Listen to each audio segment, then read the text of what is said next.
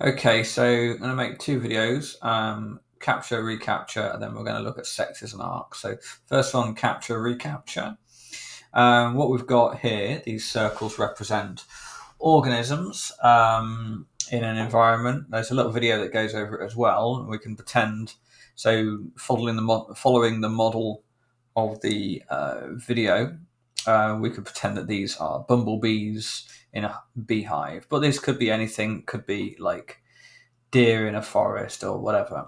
So they represent all the organisms in one environment, in any particular environment. And what we're trying to do with this capture recapture is we're trying to predict the amount that are there. So we could just count them all, but obviously that'll take a long time, and in many cases it's really impossible. We can't go to a forest and find every, well, I suppose we could, but it's not particularly feasible, is it, to go to a forest and get every single deer in the forest and put it in some place, count them, and then release them again. That doesn't seem very good idea for lots of reasons. So what we do is we capture a bunch of them, just a random, a fairly decent amount. So let's say I'm going to capture that one, that one, that one, that one, and that one. I'm just going to capture it. Just click on a few here, and I'm going to color code them to say that they have been captured. So let's color code them this color.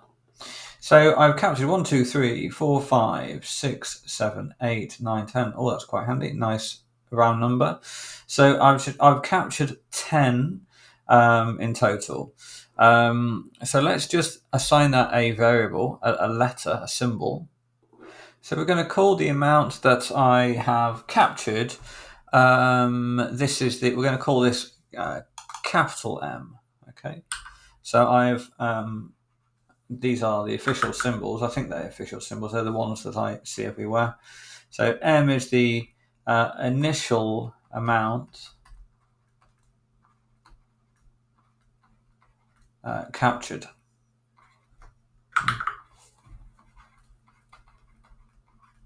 Okay, this is the initial amount captured. That's M, and in our case, we initially captured 10. And then I release them back to the wild again, and they wander around doing whatever they're doing. And then I'm going to capture a few more. Actually, I'm going to change that because I don't think we've got quite enough to really get a good number. So let's capture another 10. 2, 3, 4, 5, 6, 7. Oh, try again. 1, 2, 3, 4, 5, 6, 7, 8, 9, 10. And if I color code those the same, I think that's right now. 1, 2, 3, 4, 5, 6, 7, 8, 9, 10, 11, 12, 13, 14, 15, 16, 17, 18, 19, 20. Yes, so we're going to say that it's the original amount I captured was actually 20.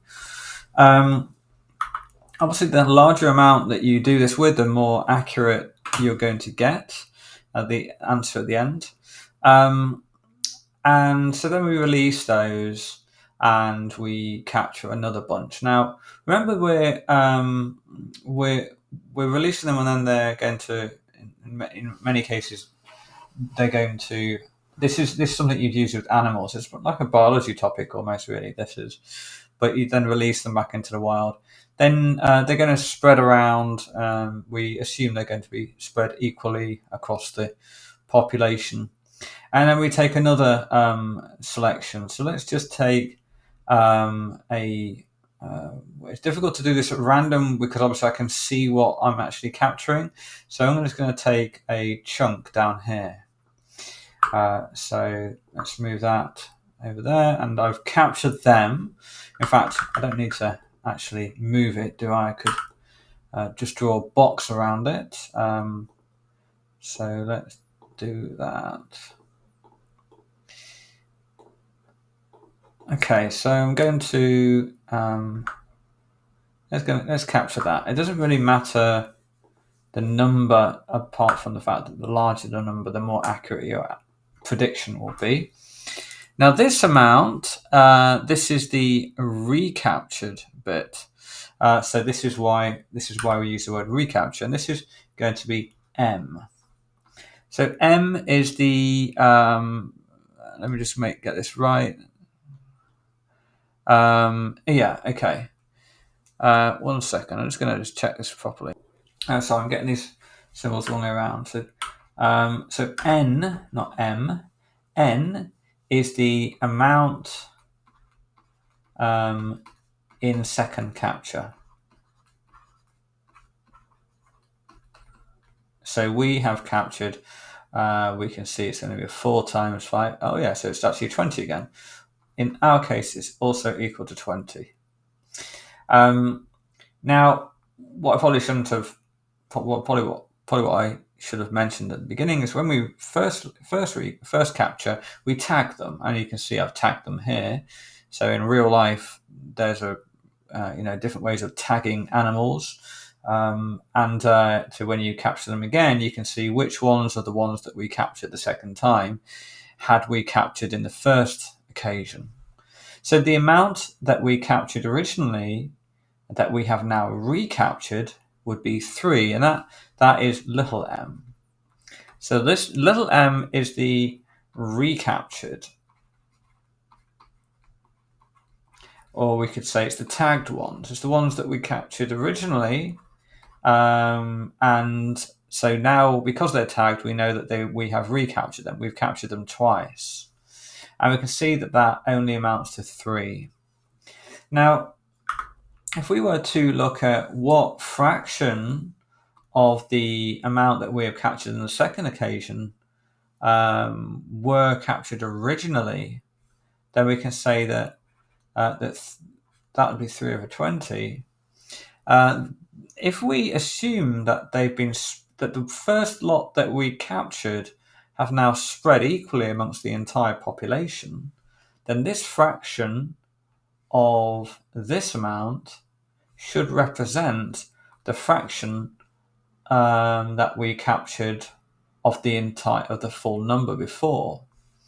So, in other words, this number is going to be little m over little n, and I need to include one more variable here now, which is the number we're actually trying to find, which is capital M n, and this is the estimate. Remember, it's an estimate.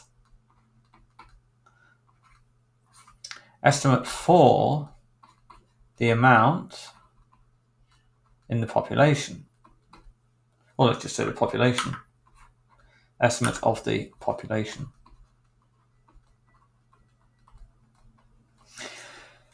So the formula anyway ends up being the capital M over capital N. So the amount that we captured originally as a fraction of the entire population, or the estimate of the entire population, should be equal to the amounts that we captured the second time divided by the amount that we captured the second time that had been captured in the first occasion, divided by the amount that we captured, the total amount we captured the second time. So, and then you could rearrange this equation by flipping both sides. So capital N over capital M is equal to little n over little m. And then you can rearrange that a second time to make n the subject.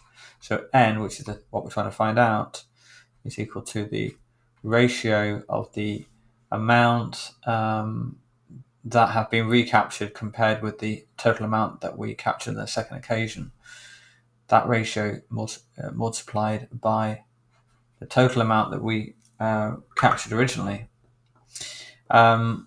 So we know all those numbers. So in our case, the prediction of the amount would be 20 over 3 multiplied by 20 actually, and it's I've been a bit confusing because we've got 20 twice, and this could be potentially confusing. So so if I just color code that, we'll just color code it everywhere.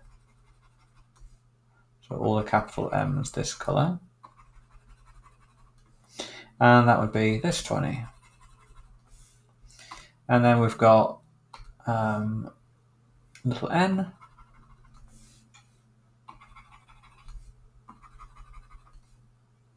which is this 20. I guess I don't need to bother color coding the 3. That's obvious that that's the little m. So when we put that into our calculator, what do we get? Well, so we got. I could have done it on the screen actually. I think you know how to do that on a calculator. So I get 133.3. Now, obviously, we don't get there's not 1/3 of a bumblebee wandering around. But my guess, my estimate is around about 133, I guess. Now, so let's see how accurate that number is. It's not going to be spot on at all. But if we just check this, then so we've got 1, 2, 3, 4. I'm going to use a pen to make sure I'm calculating this correctly. 1, 2, 3, 4, 5. 1, 2, 3, 4, 5. 1, 2, 3, 4, 5. And then one more. So that makes that 16. So the 16 across. 1, 2, 3, 4, 5. 1, 2, 3, 4, 5. 1, 2, 3, 4, 5, and 16 down as well. So 16 by 16. And this time I might as well use the calculator. Where is it? There it is. Okay, so 16 by 16. 256. So my estimate wasn't that great, but I mean, at least I didn't estimate 5,000 or 6 or 5 or something. So it's not going to be accurate unless you use big numbers, unless you capture quite a few. I've only captured 20, and out of that there was 3. So it's so this is going to fluctuate quite a bit. It might have been that the amount, if I picked a different area, or if I just picked, where they had high density of the ones that had been tagged, I'm going to get a different number. So I could have recaptured a few times and then done a mean of that, and I probably would have got closer to the actual answer. But that's the method anyway. So so what I've done is I've got some questions here that you can have a go at. There's a video to explain it. Here's the questions again, which you can click on that to open it up at its original source. So you get that, and then you can scroll through and do sorts. Or you could print that off as well if you like. You've also got the answers here. So if you scroll through that will give you all the answers for that one. I